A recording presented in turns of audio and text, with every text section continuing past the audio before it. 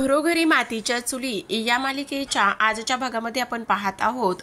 आता ऐश्वर्याला तिच्या खोलीमध्ये आणलेलं असतं आणि त्यानंतर तिथे जानकी आणि ऋषिकेश आलेले असतात।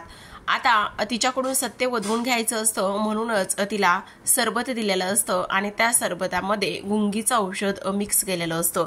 आता ऐश्वर्या म्हणत असते, ऋषिकेश माझं डोकं खूप जड झालंय, मला त्रास होतोय, माझं डोकं दुखायला लागलेलं आहे असं इथे ती बोलत असते। आता तेव्हाच इथे ती जानकीला समोर पाहते आणि जानकीला समोर पाहिल्यानंतर ती म्हणत असते, ही इथे काय करत आहे आणि हिची हिंमत कशी झाली इथे येण्याची, हिला ऋषिकेश आत्ताच्या आत्ता इथून जाण्यासाठी सांगा, ही आपल्या खोलीमध्ये काय करते असं इथे ती बोलते। त्याचबरोबर आपण पाहतो की आता ऋषिकेश म्हणत असतात, असू देत ना, काही फरक पडणार नाही ती इथे असल्याने, मी काय म्हणतोय ते एकदा तू ऐकून तरी घे। त्याचबरोबर आपण पाहतो की आता इकडे ऐश्वर्या म्हणते, नाही तुमचं आणि माझं लग्न होणार आहे ना, तुमचं आणि माझं लग्न होणार आहे तर मग ही इथे काय करते, हिला आत्ताच्या आत्ता इथून घालवा, हिला आत्ताच्या आत्ता इथून बाहेर जायला सांगा, मला हिच्याशी काही बोलायचं नाहीये ऋषिकेश, प्लीज हिला बाहेर जायला सांगा आणि त्याचबरोबर ही माझ्या नजरेसमोर सुद्धा नकोय। तेव्हाच आता ऐश्वर्या म्हणत असते, जा म्हणते ना मी तुला इथून, जा लवकर चल, माझं आणि ऋषिकेशचं लग्न होणार आहे। त्याचबरोबर आता ऋषिकेश म्हणत असतो, हो ती तर बाहेर जाणारच आहे, पण हे बघ ऐश्वर्या, मला तुला काहीतरी विचारायचं आहे। तेव्हाच आता ऐश्वर्या म्हणते, हा विचारा ना, आपके लिए तो मेरी जान भी हाजिर है, बोला तुम्हाला काय विचारायचं आहे ते तुम्ही मला विचारा। तर आपण इकडे दुसऱ्या बाजूला पाहतो की आता लताबाईंनी पूर्ण घराला आग लावलेली असते आणि तिथून बाहेर निघण्याचा त्या प्रयत्न करत असतात। आता माया त्यांना वाचवण्याचा प्रयत्न करते, माया धावतच दरवाजाकडे जाते आणि दरवाजा ठोठावत असते, अहो दादा उघडा ना प्लीज दरवाजा, इथे आग लागलेली आहे खोलीला। तेव्हाच बाहेर असलेला गुंड आतमध्ये येतो आणि दरवाजा उघडतो। आता दरवाजा उघडल्यानंतर तो ती आग विझवण्याचा प्रयत्न करत असतो। त्याचबरोबर आपण पाहतो की आता लताबाईंना इथून बाहेर पडायचं असतो म्हणून त्यांचे प्रयत्न सुरू असतात। लगेचच लताबाई खूपच सतर्कता बाळगतच इथे मायाला हाताशी धरतात आणि तिथून त्या दरवाजातून बाहेर पडतात। दरवाजातून बाहेर तर पडतात आणि सोबतच त्या गुंडाला आतमध्ये त्या कोंडून घेतात। आता त्या दोघी तिथून कशाबशा निसटलेल्या असतात। तर आपण इकडे पाहतो आता ऐश्वर्याला ऋषिकेश विचारत असतो, मला एक गोष्ट सांग ऐश्वर्या, आपल्या दोघांचं लग्न होणार आहे, तू हॅपी आहेस ना? तेव्हा ऐश्वर्या म्हणते, हो मला आनंद झालाय, मग मला सांग जानकीची आई कुठे आहे? तेव्हाच आता इकडे ऐश्वर्या म्हणते, नाही मला नाही माहिती जानकीची आई कुठे आहे, तर मी नाही सांगू शकत ती कुठे आहे का कुठे आहे, तर माझ्याकडे नाहीये ती जानकीची आई असं म्हटल्यानंतर ऋषिकेश म्हणतो, प्लीज ऐश्वर्या सांग ना कुठे आहे, कुठे ठेवलंस जानकीच्या आईला? पण ऐश्वर्याला खरं तर ती ह्यावेळी खरंच बोलत असते प्रेक्षकांनो, कारण तिच्याकडे नसते जानकीची आई तर ती सांगणार कुठून ना। आता जानकी म्हणत असते, ऐश्वर्या तू सांगितलंस ना की माझी आई तुझ्याकडे आहे, मग प्लीज सांग ना माझी आई कुठे आहे, तू कुठे लपून ठेवलेला आहेस तिला, प्लीज सांग ना तू ह्या सगळ्या गोष्टी, असं करू नकोस ना वगैरे वगैरे हे सगळं ती बोलत असते। आता इकडे ऐश्वर्या म्हणत असते, मी सांगितलं ना तुला मला नाही माहिती तुझी आई कुठे आहे म्हणून, तू आत्ताच्या आत्ता इथून जा बरं, मला नाही तुला काही बोलायचंय, मला नाही तुला काही सांगायचंय, मला नाही तुझी आई कुठे आहे ते माहिती। ऐश्वर्याने एवढं सगळं सांगून आणि इकडे जानकीने एवढ्या सगळ्या गोष्टी विचारून सुद्धा ऐश्वर्याने काहीच सांगितलेलं नसतं आणि त्यामुळे आता इकडे ऐश्वर्या आणि त्याचबरोबर इकडे जानकी आणि ऋषिकेश थोडेसे अस्वस्थ झालेले असतात।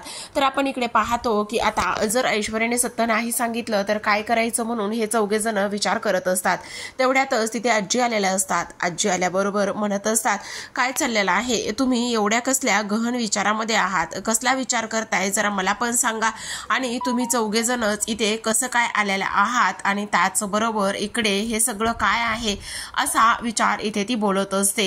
खरं खरं सांगा काय चाललेलं काय आहे तुम्हा सगळ्यांचं, हे तुम्ही कशाबद्दल हे सगळं काही बोलताय? तेव्हाच इथे आता तुम्ही ऐश्वर्याबद्दल बोलताय का, एवढा सगळा विचार कशाबद्दल करताय असं आजी बोलत असतात। आता आजी ह्या सगळ्या गोष्टी बोलत असताना इकडे मात्र हे सावरासावर करत असतात। त्याचबरोबर आजी म्हणत असतात की मला एक काम करायचं आहे, म्हणजे मला त्या ऐश्वर्याकडे जावं लागेल, त्या पोरीला बिचारीला काय झालंय मला बघावं लागणार आहे आणि त्याचबरोबर इकडे हे सगळं मला नाही हे करायचंय असं इथे आजी बोलतात। आता तेव्हाच, अगं आजी तू तिकडे काय करते जाऊन, तुला काय करायचं आहे? अगं तिकडे ऋषिकेश आणि त्याचबरोबर जानकी आहेत ना, ते बघतील तिला काय झालंय तर, पण तिला काय झालं असेल रे, तिला हे असं आजारी पडणं मला तर काही बघवत नाही, ती 2 जीवाची आहे आणि त्याचबरोबर 2 जीवाची असल्यामुळे मला तिची काळजी घेणं गरजेचं आहे, तिच्या पोटात काहीतरी जायला नकोय का, असं आजी बोलतात. तेवढ्यातच आता नाना पुढाकार घेतात आणि नाना म्हणत असतात, अहो सासूबाई तुम्ही काय करताय हे, आता बघा ऋषिकेशचं आणि तिचं लग्न होणार आहे ना, मग एक नवरा म्हणून तो सगळं काही इथे बघू शकतो ना, मग उगाचच तुम्ही कशाला नाही त्या गोष्टी आणि मध्ये मध्ये पडताय, काही गरज नाही तुम्हाला मध्ये मध्ये पडण्याची, तो नवरा आहे ना, मग तो व्यवस्थित बघेल तिला काय हवंय काय नकोय ते, त्यामुळे उगाचच तुम्ही नका या सगळ्या गोष्टीमध्ये पडू. तेव्हाच आता इकडे आजी म्हणत असतात, हो तुम्ही बोलताय ते अगदीच बरोबर आहे. खरं तर इथे ऋषिकेश आहे म्हटल्यावर तो जास्त तिची माझ्यापेक्षा जास्त काळजी घेऊ शकतो, पण मला एक गोष्ट कळत नाही, ह्या ऐश्वर्याला सतत सारंग का बरं दिसतोय आणि तेव्हा हे सगळं काय आहे. तेव्हाच आता प्रेक्षकांनो इथे अवंतिका पुढाकार घेते. अवंतिका आजींच्या बाजूला जाऊन बसते आणि म्हणत असते, आजी बहुतेक ना सारंग भाऊजींना ना इथे ऐश्वर्या त्यांच्याच मोठ्या भावासोबत लग्न करते ना, हे पटलेलं नाही वाटतं आणि त्यामुळेच सतत इथे सारंग भाऊजींचा आत्मा असा तडफडत आहे बघा, आणि त्यामुळेच इकडे ऐश्वर्याला ते सुखाने जगू देत नाहीयेत बघा, असं आता ती बोलते. त्याचबरोबर आजी म्हणतायत, काय म्हणजे खरंच सारंगला हे लग्न पटलेलं नसेल का. आता तेव्हाच ती म्हणते, हो पण मला एक गोष्ट सांगा आजी, ह्या लग्नाला तुम्हीच होकार दिला होता ना, हे लग्न तुम्हीच बोलल्या होत्या ना लग्न व्हायला पाहिजे म्हणून. तेव्हाच आजी म्हणत असतात, हो ग मीच तर बोलले होते हे लग्न व्हायला पाहिजे म्हणून. मग आजी मला असं वाटतंय की ते सारंग भाऊजींना हे लग्न पटलेलं नाहीये आणि त्यामुळेच त्यांचा आत्मा इथे तिथे फिरतोय. पण आजी जरा सावध राहा तुम्ही सुद्धा. काय सांगतेस काय, म्हणजे आत्मा वगैरे हे सगळं काही सुद्धा असं असू शकतं का. त्यावर ती म्हणत असते, हो अगदीच असू शकतं, तुम्हाला नाही विश्वास बसत आहे, तुम्ही बघितलं ना ऐश्वर्याला कसा त्रास होतोय आणि ऐश्वर्या कशी करते ते तुम्हाला बघितलंय ना तुम्ही स्वतःच्या नजरेने. तेव्हाच आजी म्हणत असतात, हो ग मी बघितलंय सगळं. बापरे, म्हणजे सारंगला बहुतेक हे खरंच लग्न आवडलं नाही की काय करायचं आता, असं आजी ते म्हणत असतात. पण इकडे आता अवंतिका चांगलीच भीती घालण्याचं काम करत असते. अवंतिकाने इकडे आजींना एवढं घाबरवलेलं असतं प्रेक्षकांनो की काही विचारू नका. आजी तर पुरती ते घाबरलेली असते. आता एवढी घाबरल्यामुळे इथे आजीला काय करावं काय नाही ह्या गोष्टी ते समजतच नसतात. पण लगेचच आजी म्हणतात, बाय बाय बाय बाय, नको चल माझी ना माझ्या खोलीमध्ये जाऊन मी आराम करते, असं म्हणूनच आजी तिथून तर निघून गेलेले असतात. आता इकडे मात्र सगळेजण अवंतिकाचं खूपच कौतुक करत असतात. तर आता आपण पाहतो की इकडे दुसऱ्या बाजूला इकडे जे काही लताबाई आणि त्याचबरोबर ही लोक तिथून बाहेर पडलेली असतात. तर इकडे आता लगेचच माया म्हणत असते, चला आता आपण एवढी जीवाची बाजी मारून इथे सगळं काही हे केलेलं आहे, तर कुठेतरी गेलं पाहिजे, कुठेतरी लपून बसलं पाहिजे, असा इथे ती विचार करत असते.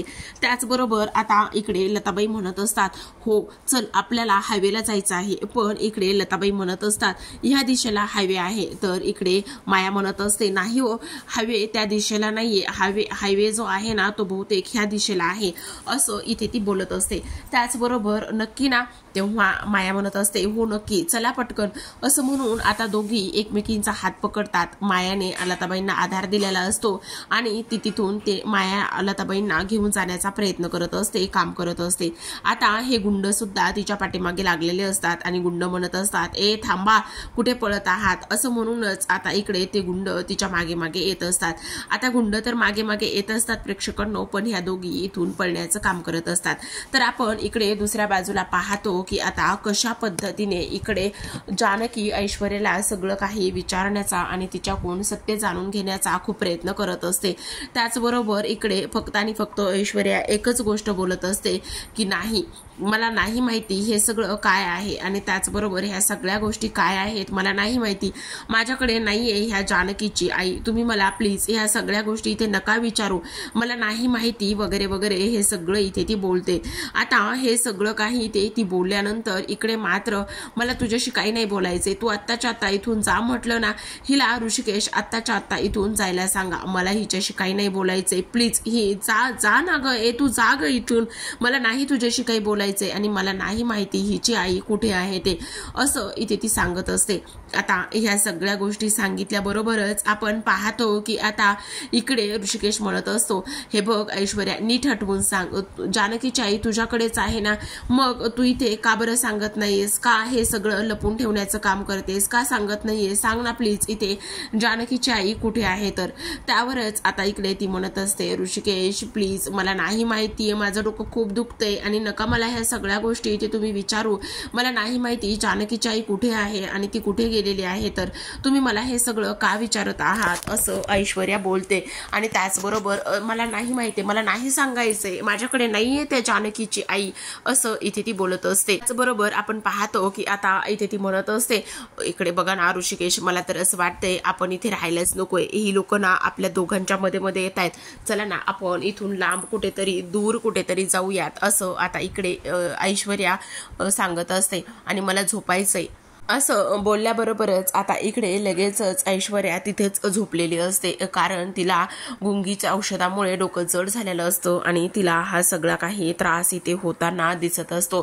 त्याचबरोबर आता इकडे आपण पाहतो की आता जानकी थोडीशी अस्वस्थ असते, रडायला लागलेली असते, कारण तिच्या आईचा पत्ता तिला मिळालेला नसतो. आणि त्याचसोबत आपण पाहतो की आता इकडे ऋषिकेश तिला सावरण्याचं काम करणार असतो. आता सोबतच इकडे ह्या दोघीजणी रस्ता चुकलेला असतात आणि ह्या दोघी जणी रस्ता चुकल्यानंतर एका जंगलामध्ये ह्या जाऊन पोहोचतात. त्याचबरोबर लताबाई म्हणतात, अगं काय हे, आपण कुठे आलेलो आहोत आणि बहुतेक हा रस्ता तो नाहीच, म्हणजे बघ ना इकडे हा तर पूर्ण जंगल आहे. तेव्हाच आता माया म्हणत असते, बहुतेक आपण रस्ता चुकलेलो आहोत, आता काय करायचं, मला तर काहीच कळत नाहीये, हे पण मला त्या गुंडांनी आणलं होतं ना तेव्हा हेच लोकेशन होतं, आजी मला माफ करावं, मला नाही समजलं हे सगळं काय झालं ते. आता तिथे त्या दोघींना एक टेम्पो दिसतो, तो टेम्पो दिसल्याबरोबरच आता माया त्या पुढे जाऊन ड्रायव्हर सीटच्या बाजूला जाऊन बघते की तिथे कोणी आहे का.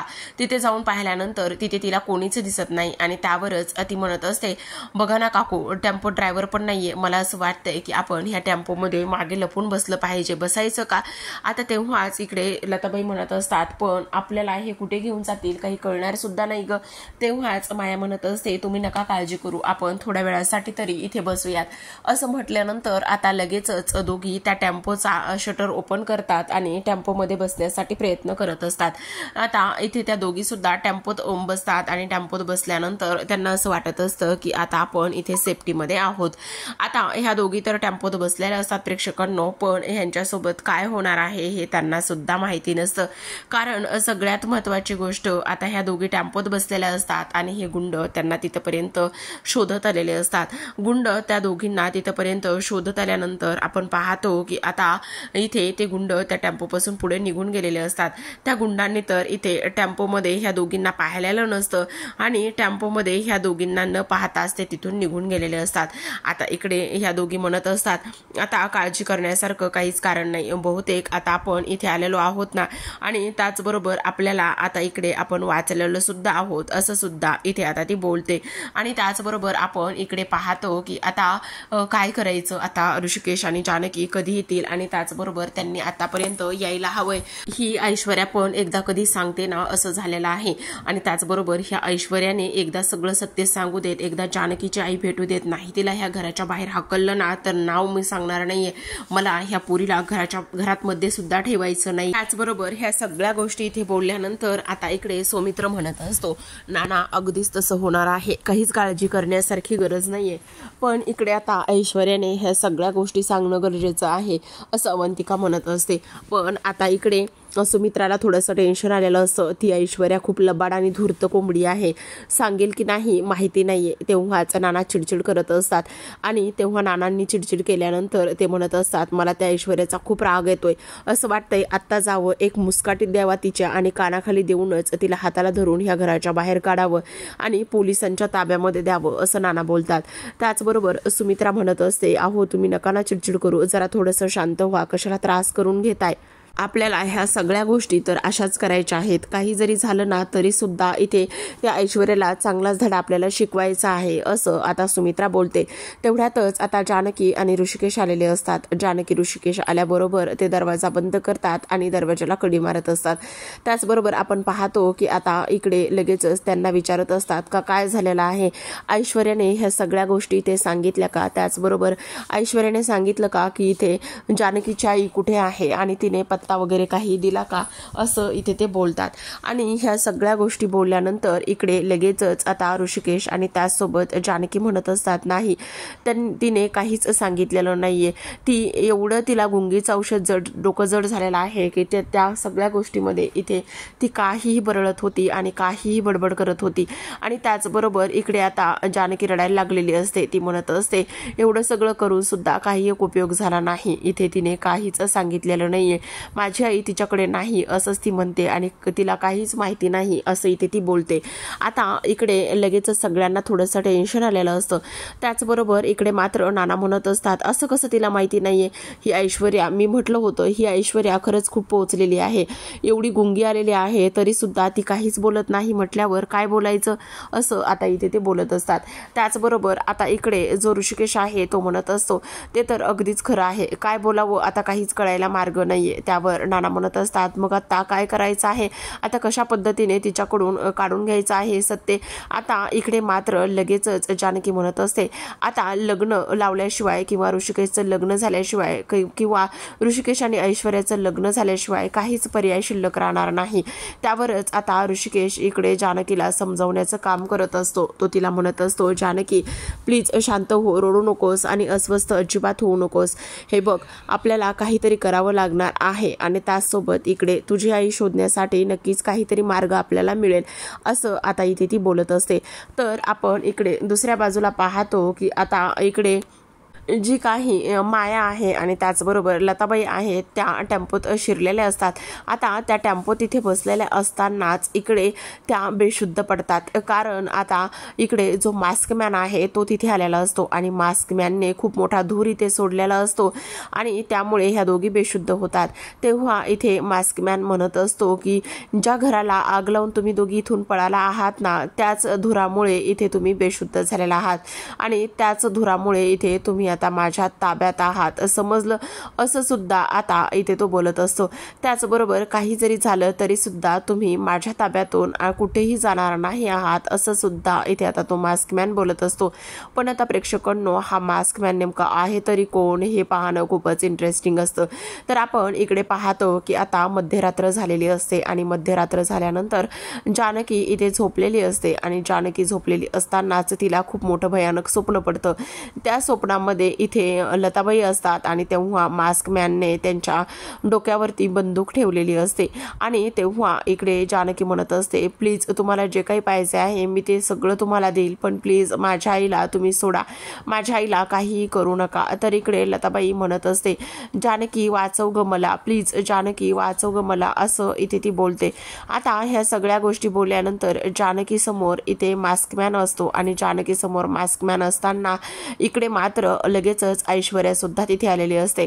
हे सगळं स्वप्न असतं. ऐश्वर्या तिथे आल्याबरोबरच आता इकडे जानकी म्हणत असते ह्या सगळ्या गोष्टी तू केलेल्या आहेस, ह्या सगळ्या गोष्टींमागे तू आहेस आणि हा जो काही मास्कमॅन आहे तो दुसरा तिसरा कोणी नसून फक्त तुझा माणूस आहे का, असं जानकी विचारत असते. आता तेव्हाच इकडे ऐश्वर्या म्हणत असते हो ह्या सगळ्या गोष्टी मागे मीच आहे, तुला काय वाटलं की तू काहीही करशील आणि त्याचबरोबर इथे तुझी आई तुला मिळेल, तर असं अजिबातच होणार नाही जानकी, समजलं तुला, तुझी आई माझ्याच ताब्यात होती आणि हा जो काही माणूस आहे मास्कमॅन हा दुसरा तिसरा कोणीही नसून हा माझाच आहे. आता तुला तुझ्या आईपासून मी दूर करते, असं म्हणते. तेव्हाच जानकी जोरातच आई म्हणून ओरडलेली असते, कारण हे तिला पडलेलं एक स्वप्न असतं. पण खरं पाहायला गेलं तर खरंच मास्कमॅनच्याच इथे ताब्यामध्ये आई असते आणि आता ह्या स्वप्नावरून म्हणजे सुतावरून स्वर्ग जानकी गाठील का हे पाहणं खूप इंटरेस्टिंग असतं. तर अशाच नवनवीन मालिकांचे अपडेट जाणून घ्यायचे असतील तर चॅनलला नक्की सबस्क्राईब करा. तर आपण उद्याच्या भागामध्ये पाहतो की आता इकडे सुमित्रा म्हणत असते, म्हणजे आता आपल्याला लग्न लावून द्यावंच लागणार आहे का, आणि आता मग काय करायचं, आता आपला हा प्लॅन तर फ्लॉप झालेला आहे. तेवढ्यात सौमित्र तिथे आलेला असतो. तो म्हणतो, इथे पोलिसांचा फोन आला होता, त्यांनी असं सांगितलंय की त्यांना इथे लताबाईबद्दल काहीतरी क्लू मिळालेला आहे, काहीतरी लिंक मिळालेली आहे, त्यामुळे तुम्ही होता होईल तेवढं हे लग्न टाळा किंवा होता होईल तेवढं हे लग्न थोड्या वेळासाठी तरी इकडे पुढे ढकला, असं आता इकडे सौमित्र म्हणत असतो.